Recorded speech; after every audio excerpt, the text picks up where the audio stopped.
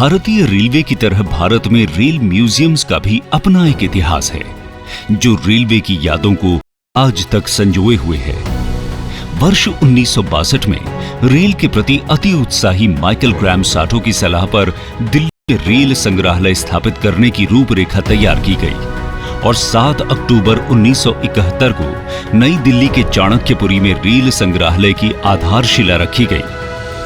1977 में रेल परिवहन संग्रहालय के रूप में विकसित इस संग्रहालय को 1995 में राष्ट्रीय रेल संग्रहालय नाम दे दिया गया। इस संग्रहालय में भारतीय रेलवे की अनमोल धरोहरें मौजूद हैं। संग्रहालय में रेल मॉडल्स, सिग्नलिंग उपकरण, प्राचीन सामान, ऐतिहासिक तस्वीरें और संबंधित साहित्य आदि प्रदर्शित किए गए हैं। इनमें 1875 में निर्मित handsome prince of Wales saloon भी शामिल है।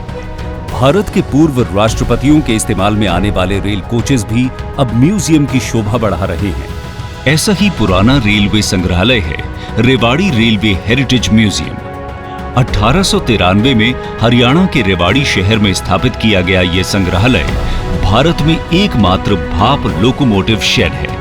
यहाँ भारतीय रेल के अंतिम भाप इंजनों के साथ साथ दुनिया के सबसे पुराने 1855 में निर्मित steam locomotive the Fairy Queen को देखा जा सकता है।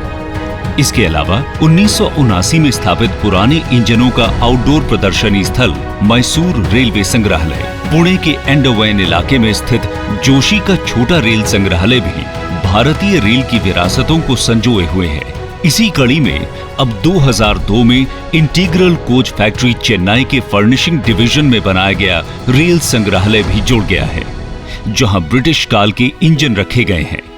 भारतीय रेल के देश भर में फैले रेल संग्रहालय रेलवे के इतिहास, धरोहरों की गाथा कहते नजर आते हैं।